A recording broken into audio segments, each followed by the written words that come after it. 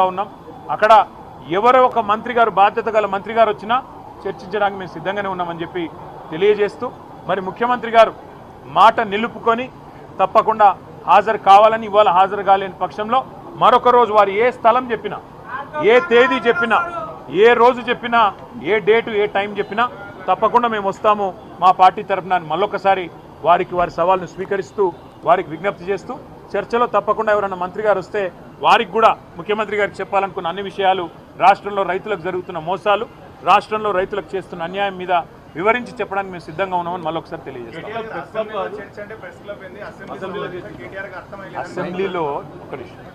అసెంబ్లీలో చర్చ అంటే అక్కడ మైకు ఇయ్యరు, కట్ చేస్తారు. అయినా అసెంబ్లీలో కూడా మేము రెడీగానే ఉన్నాం. మైక్ కట్ కాకుండా, మైకు కట్ చేయకుండా మా వాదన మమ్మల్ని వినిపించే అవకాశం ఇవ్వనండి. కెమెరా మాదికు పెట్టరు, మైకు కట్ చేస్తారు. మా సీనియర్ మాజీ మంత్రులు మాట్లాడినా 6 సార్లు 7 సార్లు 8 సార్లు గెలిచిన శాసనసభ్యులు మాట్లాడినా వారి మైక్ కూడా కట్ చేస్తూ ఉన్నారు. ఇదా సంస్కృతి.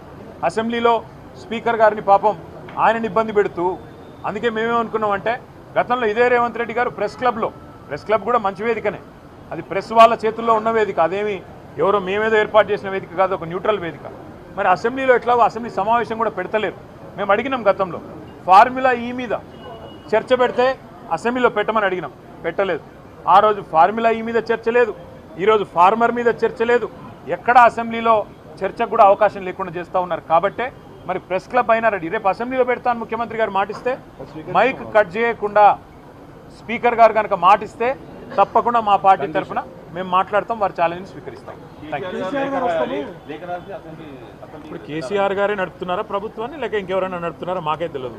ఇప్పుడు కేసీఆరే అసెంబ్లీ పెట్టాలి, కేసీఆరే నిర్ణయాలు చెప్పాలి, కేసీఆరే ముందు చెప్పాలి ఏదైనా సరే. మరి మీకు కదా ప్రజలు ఓట్లేసింది, మీకు కదా 420 హామీలు, మీరిచ్చిన హామీల ఆధారంగా కదా ప్రజలు ఓట్లేసింది. కాబట్టి నీకు చేతనైతే ప్రభుత్వాన్ని నడుపు, లేదా తప్పుకో కేసీఆర్ గారికి అప్పచెప్పు, ఏం చేయాలో మేము చేసి చూపెడతాం. Thank you.